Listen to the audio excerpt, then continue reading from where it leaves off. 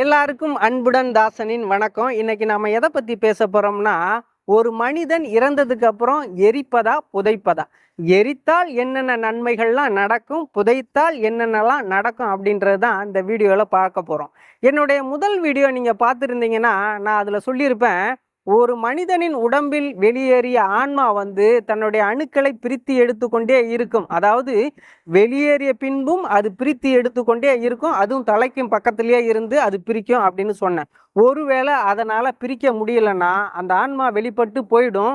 ஆனா இந்த உடம்பை கொண்டாந்து மண்ணோடு மண்ணா அதை வந்து புதைப்பாங்க. அங்க புதைக்கிற நிகழ்வு என்னன்னா, அந்த புதைக்கும் போது அந்த மண்ணோட மண்ணு இந்த உடம்பு மக்கி போய் அந்த அணுக்கள் வெளியாகுமா, அதாவது ஒரு குறிப்பிட்ட காலக்கெடுக்குள் இந்த அணுக்கள் அதாவது வெளியேறியே ஆக வேண்டும். இல்லை என்றால் அந்த அணுக்களும் இறந்து போகும் அப்படிங்கிறது தான் உண்மை. அப்போ ரொம்ப விரைவா இந்த அணுக்கள் வெளியே இருந்துச்சுன்னா எந்த ஆன்மா விட்டு சென்றதோ அதே ஆன்மாவிடம் பஞ்சபூதங்களோடு சேர்ந்து இந்த அணுக்கள் போய் அது அந்த ஆன்மாவிடம் போய் சென்று சேர்ந்து விடும் அப்படிங்கிற ஒரு உண்மையை இங்க வச்சிருக்காங்க. இங்க என்ன ஒரு விஷயம் அப்படின்னா, நாம தவறுதலா என்ன செஞ்சுக்கிட்டு இருக்கோம் அப்படின்னா, ஒரு உடம்ப நாம ஃப்ரீஸ் பண்றோம். ஃப்ரீஸ் பண்ற இடத்துல என்ன நடக்குதுன்னா, ஆல்ரெடி நம்மளுடைய உடம்பு வந்து இறந்ததுக்கு அப்புறம் உறைந்து போகும் ரத்தங்கள். நீங்க இன்னும் ஃப்ரீஸ் பண்ணும்போது அந்த உடம்பு என்ன ஆகுன்னா, ரத்தங்கள் எல்லாம் ரொம்ப கட்டித்தன்மை ஏற்படும். அதனால அந்த அணுக்களால நகரவே முடியாது. ரொம்ப கட்டித்தன்மை ஏற்பட்டு அது பிரிக்க முடியாத சூழல் உருவாகிடும் அப்படின்றாங்க. அந்த உடம்ப கொண்டாந்து நீ மண்ணோட மண்ணா வைத்தாலும் அந்த மண்ணாலும் கூட சீக்கிரமா அரிக்க முடியாத சூழல் ஏற்பட்டுரும். அப்ப என்னன்னா, இந்த அணுக்கள் வந்து எக்ஸ்பைரி ஆயிடும், அதாவது இறந்து போய்விடும் அப்படிங்கிற உண்மையை அழகா வச்சிருக்காங்க இங்க. நாம எல்லாம் தெரிஞ்சுக்கணும் இதை. இன்னும் ஒரு விஷயம் செய்யறாங்க, கஃபின். அந்த கஃபின்ல உடம்ப வந்து அடக்கம் செய்யறாங்க. அதாவது மரப்பெட்டகம், அந்த மரப்பெட்டகத்துல உடம்ப வைக்கிறாங்க. வச்சு அந்த உடம்ப வந்து புதைக்கிறாங்க. அப்ப புதைக்கும் போது என்ன நடக்குதுன்னா, இந்த அணுக்கள் வந்து பிரிபட்டு வெளியேறினாலும் அந்த மரப்பெட்டகத்திலிருந்து வெளியேற முடிவதில்லை. அதனால் ரொம்ப அன்றாடி அது என்ன பண்ணுமா, அது உள்ளேயே இறந்து போய்விடும் அப்படின்றாங்க. அப்போ எவ்வளோ பெரிய விஷயத்த நாம் ரொம்ப ஈஸியாக செஞ்சுக்கிட்டு இருக்கோம் பாருங்க.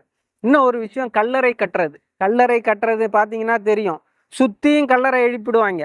மண்ணுக்கும் அந்த உடம்புக்கும் தொடர்பே இருக்காத மாதிரி அந்த கல்லறையை கட்டி வச்சிருவாங்க. அப்போ என்ன நடக்குதுன்னா, அந்த அணுக்கள் வெளிப்பட்டாலும் அந்த உடம்பு அழுகி அணுக்கள் வெளிப்பட்டாலும் அது வெளியேற முடியாமல் இறந்து விடும் அப்படின்னுங்கிறாங்க.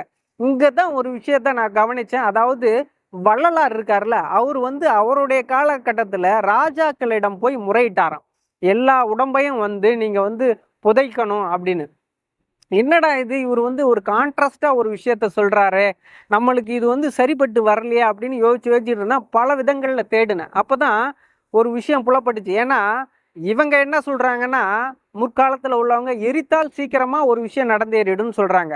இவர் புதைக்க சொல்றாரு. ஏன் அப்படின்னா, அந்த காலகட்டங்கள் வந்து மண்ணும் நல்லாக இருந்தது, இந்த காலகட்டம் மண்ணும் மலடாகி விட்டது, நாம ஃப்ரீஸ் பண்றோம், கஃபின் வைக்கிறோம், கல்லறை கட்டுறோம். ஸோ அந்த காலகட்டங்கள், அதாவது வள்ளலார் இருந்த காலகட்டத்தில் இந்த விஷயங்கள்லாம் இல்லவே இல்லை. அதனால் அவர் வந்து இந்த விஷயத்த ரொம்ப ஆணித்தனமாக ராஜாக்களிடம் போய் வந்து முறையிட்டிருக்காரு. அதன்படியே அந்த ராஜாக்களும் செய்து கொடுத்துருக்குறாங்க. அந்த ரூலையே அவங்க வந்து ஆரம்பிச்சிருக்காங்க அந்த டைமில். அப்போ நாம் ஒன்றை புரிஞ்சுக்கணும், அந்த டைமில் மனிதர்களுக்கு அதீத நோய் கிடையாது அப்படிங்கிற உண்மையை இங்கே நான் சொல்லிடுறேன். அப்போ இங்க எரிக்கிற நிகழ்வுனால என்ன நடக்குதுன்னா, எரிக்கும் போது ஒரு உடம்புல இருந்து அணுக்கள் சீக்கிரமா அந்த சூடு தாங்காம பிரிபட்டுடும்.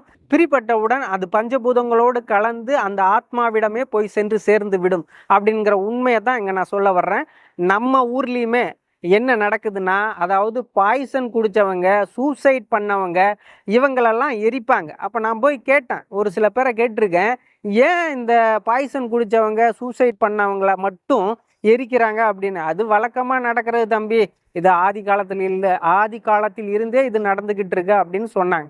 சரி, நானும் விட்டுட்டேன். அப்புறம் தேடி தேடி கண்டுபிடிச்சா இங்கதான் இந்த விஷயம் வந்து கோர்வையா நிக்குது. அதாவது எரிக்கும் நிகழ்வுனால, அதாவது அந்த சூசைட் பண்றவங்க, அப்புறம் வந்து பாய்சன் குடிக்கிறவங்க, இவங்க எல்லாம் மேக்சிமம் வந்து யங் ஏஜா தான் இருப்பாங்க.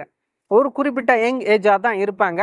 ரொம்ப ரேர் கேஸ் தான் வயசானவங்க. அப்போ அந்த யங் ஏஜ் இருக்காங்கல்ல, அந்த யங் ஏஜ் பீப்புளுக்கு வந்து அந்த ஆன்மா, அதாவது ஆன்மா விட்டு சென்ற அந்த அணுக்கள் இருக்குல்ல, அது வந்து அதீதமா வேலை செய்யும் அப்படின்றாங்க. அதே மாதிரி அதாவது நிறைவேறாத ஆசைகள் அப்படின்னு சொல்லுவாங்க.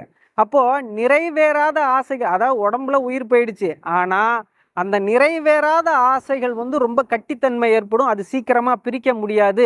அப்ப இந்த உடம்ப வந்து அப்ப எரிக்கும்போது சீக்கிரமா வெளியாகி அந்த ஆத்மாவிடமே போய் சென்று சேர்ந்து விடும். இங்க தான் சூட்சமமா ஒரு விஷயத்த தெளிவுபடுத்துறாங்க. அப்போ இந்த சூசைட் பண்றவங்களுக்கெல்லாம் எண்ண அலைகள் ஜாஸ்தியா இருக்கும்.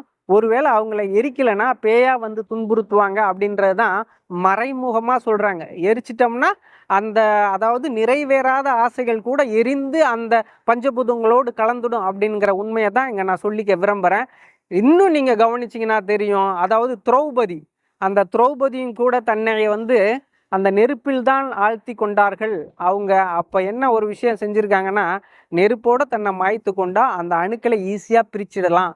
அப்போ அந்த ஆன்மாவிடம் முழு கணக்கையும் ஒப்படைத்து விடலாம். என்ன ஒண்ணு என்னன்னா, ராமன் தேடிய சீதை, சீதையுமே தன் கற்பை வந்து எந்த ஒரு தவறும் செய்யல அப்படின்னு சொல்லிட்டு தான் தன்னை மாய்த்து கொண்டாங்க, அதுவும் நெருப்பில்.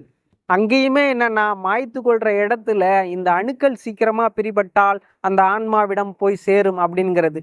இன்னொன்னு கண்ணகி, கண்ணகியுமே அந்த சிலம்பத்தை எடுத்து அடிப்பாங்க, நெருப்பா கக்கும். அவங்க நெருப்பை தனக்குள்ளேயே வைத்திருந்தாங்க அப்படிங்கிறது தான். இதைத்தான் சூரியனோட ஒப்பிடுவாங்க. இந்த விஷயத்தை கனெக்ட் பண்ணி தான் நிறைய விஷயங்கள் இங்க நடந்தேறி கொண்டே இருக்கிறது நமக்கு தெரியாமல். ஸோ இந்த வீடியோ பிடிச்சிருந்தா லைக் பண்ணுங்க, ஷேர் பண்ணுங்க, கமெண்ட் பண்ணுங்க. என்னுடைய சேனலை சப்ஸ்கிரைப் பண்ணுங்க. நன்றி, வணக்கம்.